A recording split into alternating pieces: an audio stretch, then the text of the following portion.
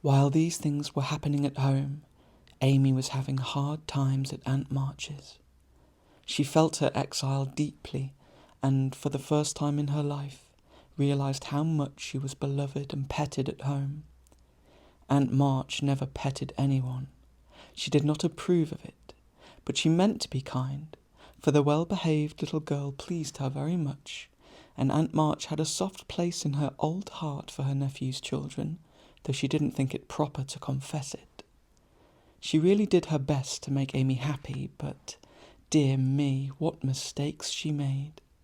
Some old people keep young at heart in spite of wrinkles and grey hairs, can sympathise with children's little cares and joys, make them feel at home, and can hide wise lessons under pleasant plays, giving and receiving friendship in the sweetest way. But Aunt March had not this gift, and she worried Amy very much with her rules and orders, her prim ways, and long prosy talks. Finding the child more docile and amiable than her sister, the old lady felt it her duty to try and counteract, as far as possible, the bad effects of home freedom and indulgence. So she took Amy in hand and taught her as herself had been taught 60 years ago, a process which carried dismay to Amy's soul and made her feel like a fly in the web of a very strict spider. She had to wash the cups every morning and polish up the old-fashioned spoons, the fat silver teapot, and the glasses till they shone. Then she must dust the room, and what a trying job that was.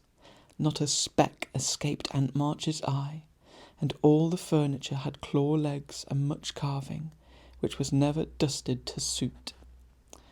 Then Polly must be fed, the lapdog combed, and a dozen trips upstairs and down to get things or deliver orders, for the old lady was very lame and seldom left her big chair. After these tiresome labours, she must do her lessons, which was a daily trial of every virtue she possessed. Then she was allowed 1 hour for exercise or play, and didn't she enjoy it? Laurie came every day and wheedled Aunt March till Amy was allowed to go out with him, when they walked and rode and had capital times.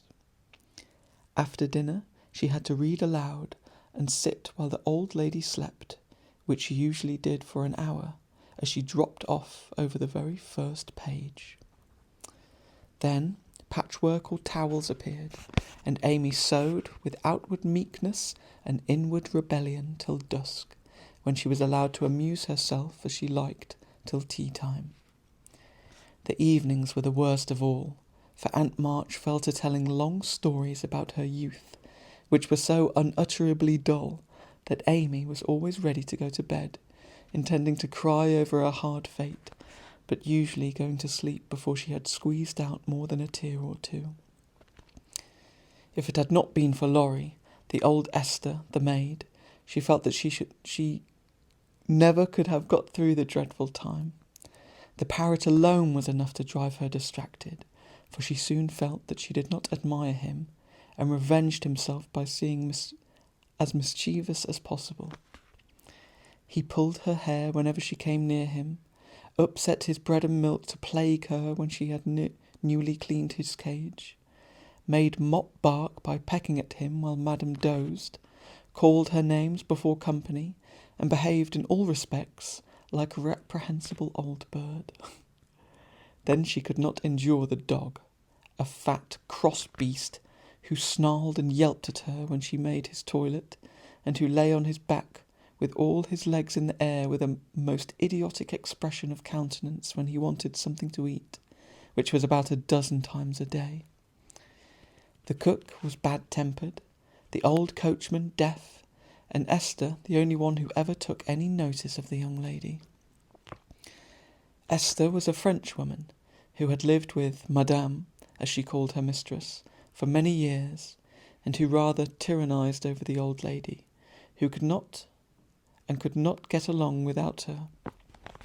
Her real name was Estelle, but Aunt March ordered her to change it, and she obeyed, on condition that she might never be asked to change her religion.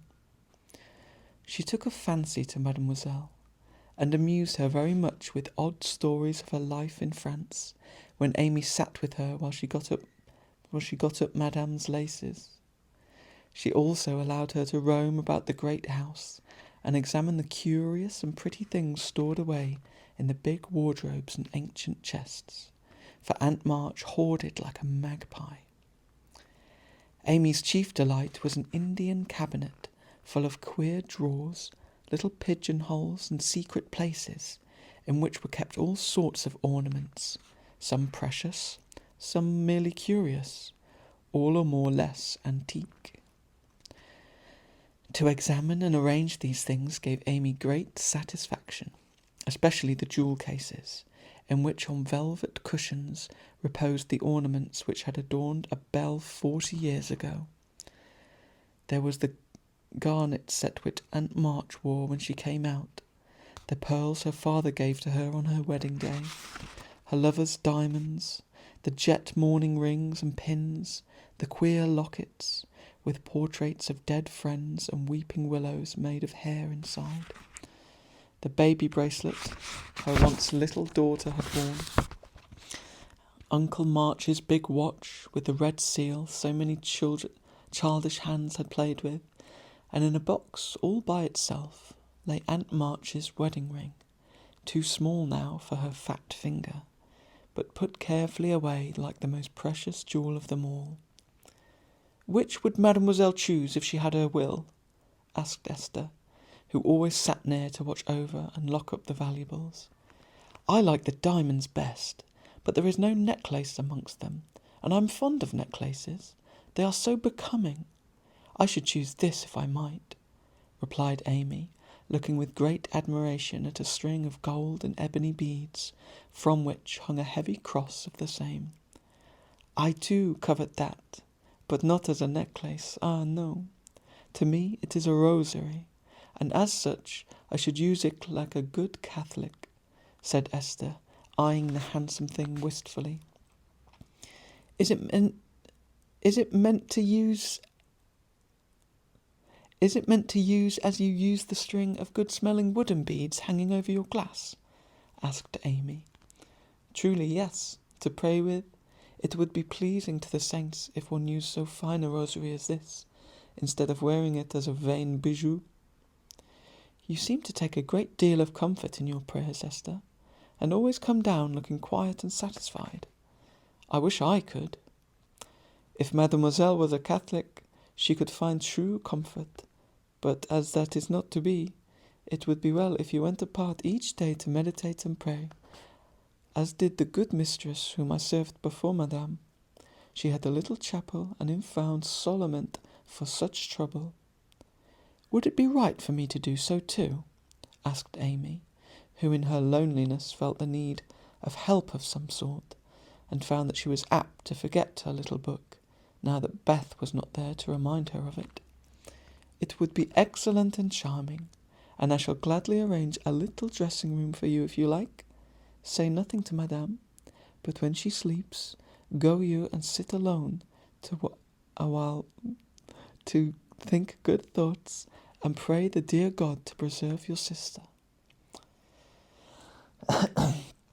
Esther was truly pious and quite sincere in her advice, for she had an affectionate heart and felt much for her sisters in their anxiety. Amy liked the idea, and gave her leave to arrange the light closet next to her room, hoping it would do her good. "I wish I knew where all these pretty things would go when Aunt March dies," she said, as she slowly replaced the shining rosary and shut the jewel cases one by one. "To you and your sisters. I know it. Madame confides in me. I witnessed her will, and so it is to be," whispered Esther, smiling. "How nice! But I wish she'd let us have them now. Procrastination is not agreeable," observed Amy, taking a last look at the diamonds. "It is too soon yet for the young ladies to wear these things. The first one who is affianced will have the pearls. Madame has said it, and I have a fancy that the little turquoise ring will be given to you when you go, for Madame approves your good behaviour and charming manners." "Do you think so? Oh, I'll be a lamb, if only I can have that lovely ring. It's ever so much prettier than Kitty Bryant's. I do like Aunt March after all." And Amy tried on the blue ring with a delighted face and a firm resolve to earn it. From that day she was a model of obedience, and the old lady complacently admired the success of her training. Esther fitted up the closet with a little table, placed a footstool before it, and over it a picture taken from one of the shut-up rooms. She thought it was of no great value, but, being appropriate, she borrowed it, well knowing that Madame would never know it, nor care if she did. It was, however, a very valuable copy of one of the famous pictures of the world, and Amy's beauty-loving eyes were never tired of looking up at the sweet face on the Divine Mother, while tender thoughts of her own were busy at her heart.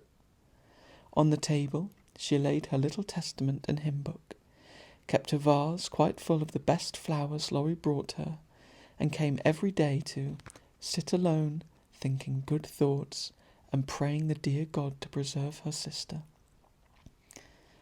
Esther had given her a rosary of black beads with a silver cross, but Amy hung it up and did not use it, feeling doubtful as to its fitness for Protestant prayers. The little girl was very sincere in all of this, for being left alone outside the safe home nest, she felt the need of some kind of hand to hold, by so sorely that she instinctively turned to the strong and tender friend whose fatherly love most closely surrounds his little children. She missed her mother's help to understand and rule herself, but having been taught where to look, she did her best to find the way and walk in it confidingly. But Amy was a young pilgrim, and just now her burden seemed very heavy. She tried to forget herself, to keep cheerful, and be satisfied with doing right, though no one saw or praised her for it.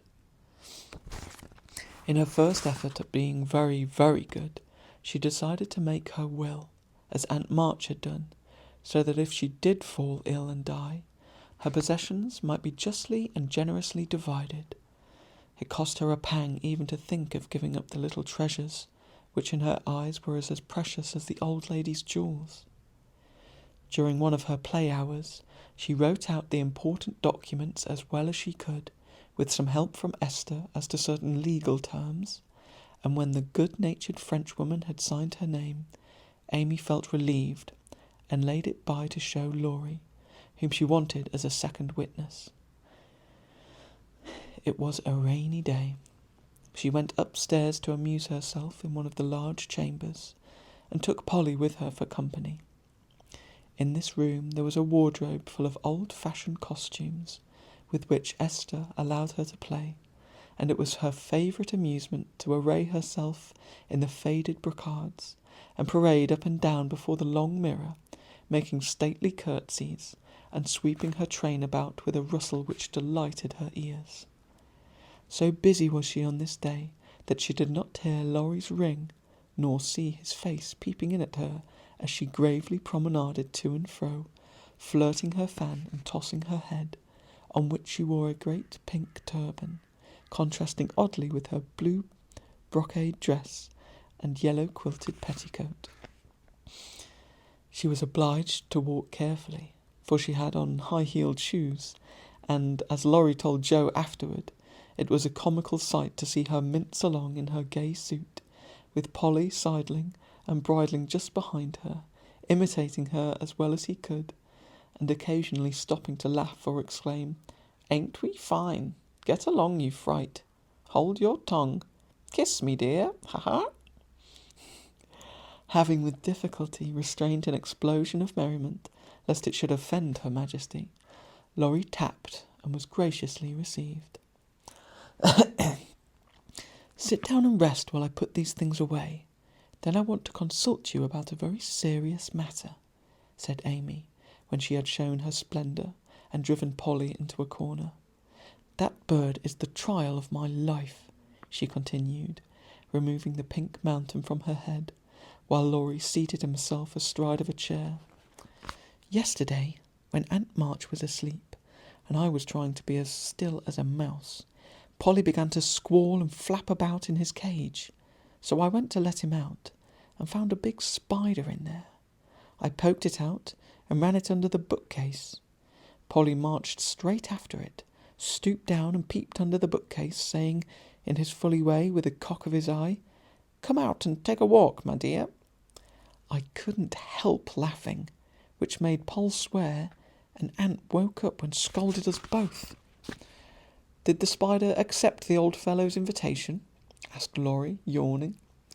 Yes, out it came, and away ran Polly, frightened to death, and scrambled up on Aunt Much's chair, calling out, "Catch her! Catch her! Catch her!"